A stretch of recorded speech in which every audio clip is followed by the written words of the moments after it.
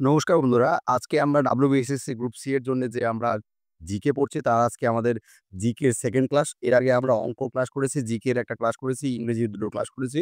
তোমরা যদি সেগুলো না দেখো তাহলে আমাদের যে আ আছে প্লেলিস্ট, সেখানে গিয়ে তোমরা ভিডিওটা পেয়ে যাবে। ওখানে দেখবে আমাদের হচ্ছে WBSSC এর জন্য একটা ডেডিকেটেড প্লেলিস্ট রয়েছে। সেখানে ৭-৮ খানা ভিডিও রয়েছে। সেগুলো আগে তোমরা ১ম এ দেখো, তারপরে এগুলো শুরু করো। তো চলো আজকে আমরা শুরু করি। ১ম প্রশ্ন দেখো কি বলেছে?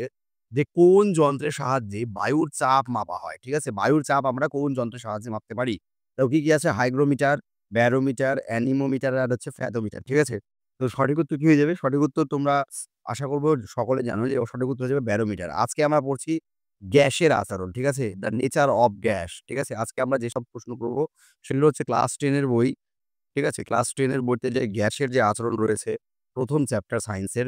সায়েন্স থেকে তোমাদের হচ্ছে মোটামুটি ৫-৬ টা প্রশ্ন কিন্তু গ্রুপ সি এবং ডি তে আসবেই। ঠিক আছে? সেজন্য সায়েন্স কিন্তু আমাদের ভালো করে পড়তে হবে।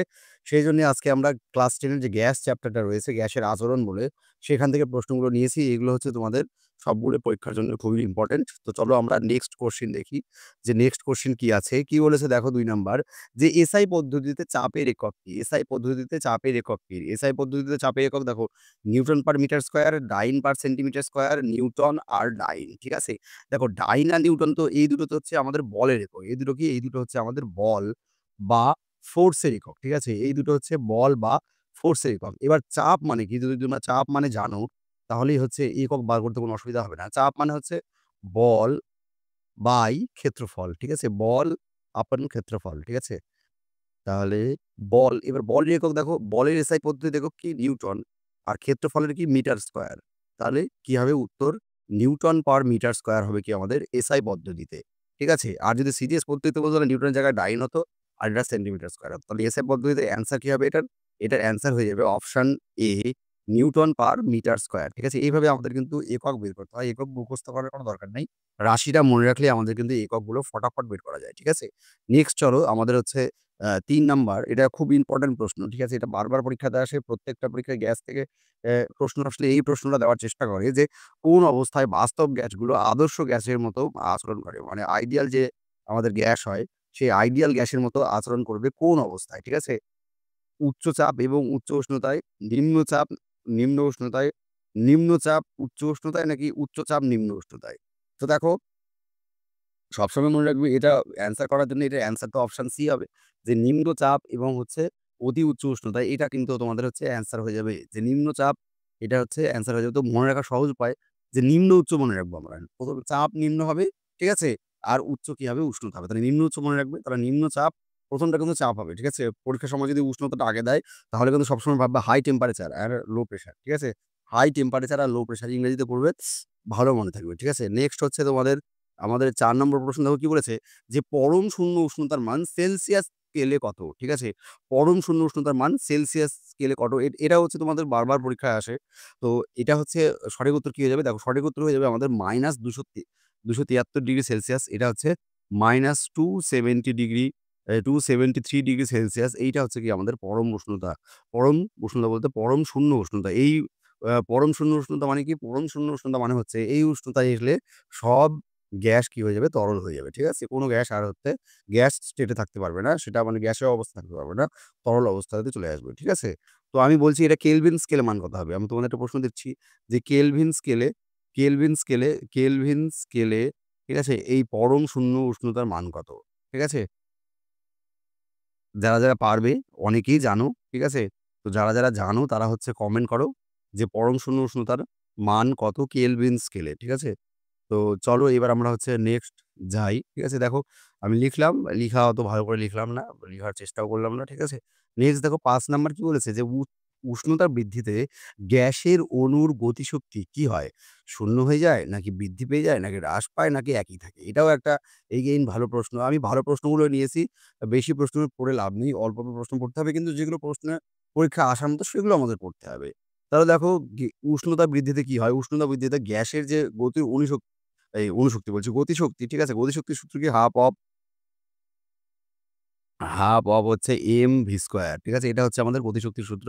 তাহলে আমাদের যখন উষ্ণতা বৃদ্ধি পাবে, ঠিক আছে? তখন হালচাল বৃদ্ধি পাবে। মানে গ্যাসের মধ্যে যে অণুগুলা থাকে না? সেগুলা হচ্ছে মুভমেন্টটা বৃদ্ধি পায়। তাহলে মুভমেন্ট বৃদ্ধি পেলে এই যে এই ভিটা বাড়বে। এবার ভি বাড়লে কি হবে? গতিশক্তি বৃদ্ধি পাবে।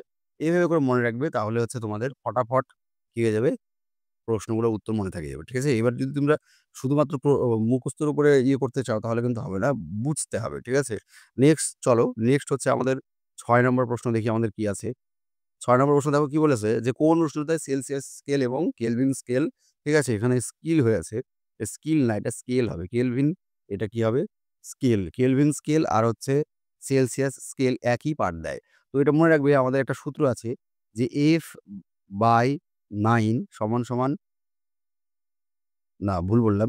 C/5 সমান, সমান F-32 হচ্ছে 9 এই সূত্রের মধ্যে হচ্ছে তোমরা C সমান, সমান F বসাবে। ঠিক আছে? তাহলে ওরা দুজন কি একই পাঠ দিবে মানে কি C ও যেমন মান দেবে। C মানে সেলসিয়াস স্কেল আর F মানে কি ফারেনহাইট স্কেল। C সমান, সমান F বসাবে। দেখবে তোমাদের হচ্ছে অ্যান্সার কত আসবে -40°C। তার মানে কি -40° সেন্টিগ্রেড উষ্ণতায় -40° হতে পারে। এটা C ও হতে পারে আবার হচ্ছে কেলভিনও হতে পারে। ঠিক আছে? -40°C বা -40°K, ঠিক আছে? এই দুটো উষ্ণতা কি সেলসিয়াস স্কেল আর কেলভিন স্কেল কি একই পাঠ দেবে। ঠিক আছে? তো নেক্সট চলো আমরা এর পরের প্রশ্নে যাই। তো এভাবে করে আমরা চ্যাপ্টার ওয়াইজ কিন্তু হচ্ছে তোমাদের ক্লাস দিতে থাকবো। আজকে না বেরোবেই তোমাদের হচ্ছে আ গ্রুপ সি এবং ডি এর নোটিফিকেশন। তখন কিন্তু তোমরা চ্যাপ্টার ওয়াইজ সায়েন্স আমরা কিন্তু এরকম করে প্রত্যেকদিন একটা করে হচ্ছে আমাদের দিতে থাকবো। কি বলে হচ্ছে চ্যাপ্টারের যে এমসিকিউ সেগুলো আমরা প্র্যাকটিস করতে থাকবো। কি বলছে ৩০৩ কে তাপ সেলসিয়াস স্কেলে কত? তাহলে এটা মনে রাখবে যে আমাদের ৩০৩ এখান থেকে যদি আমরা হচ্ছে আ ইয়ে বাদ দিয়ে দিই, আমাদের যদি হচ্ছে ৩০ বাদ দিয়ে দিই ৩০ বলছি। ২৭৩ বাদ দিয়ে দিই, যেটা থাকবে সেটাই হচ্ছে আমাদের কি হয়ে যাবে? সেলসিয়াস স্কেলে তাপমাত্রা হয়ে যাবে। ঠিক আছে? এই কেলভিন স্কেলের সাথে সেলসিয়াস স্কেলের তফাৎ কি? যে কেলভিন স্কেলে যেটা 0, ঠিক আছে? সেটা হচ্ছে সরি কেলভিন বলছি। সেন্টিগ্রেডের শুরুতে যেটা 0 সেটা কেলভিন স্কেলে কত থেকে শুরু হয়? ২৭৩ থেকে শুরু হয়। ঠিক আছে? ২৭৩ থেকে শুরু হয়। তাহলে সেজন্য আমাকে ২৭৩ বিয়োগ করে দিতে হবে। তাহলে ৩০৩ থেকে আমি যদি ২৭৩ বিয়োগ করি তাহলে আমার বের হয় হচ্ছে ৩০°C। তার মানে আমাদের যেটা আ ৩০৩ কে যেটা কেলভিন স্কেলে সেটা সেলসিয়াস স্কেলে কত হবে? ৩০°C। দেখো ৩০°C তোমাদের অপশন সি তে রয়েছে। ঠিক আছে? এই হলো তোমাদের আজকে আ গ্যাসের যে আচরণ সেখান থেকে যে প্রশ্নগুলো সম্ভাব্য তোমাদের গ্রুপ সি এবং গ্রুপ ডি তে আসতে পারে সেগুলো আমরা আজকে করলাম। ঠিক আছে? অনেকগুলোই আমরা প্রশ্ন করলাম ৭ টা। তো আশা করব তোমাদের ভিডিও ভালো লেগেছে। ভিডিও ভালো লাগলে অবশ্যই একটা লাইক করে দিও।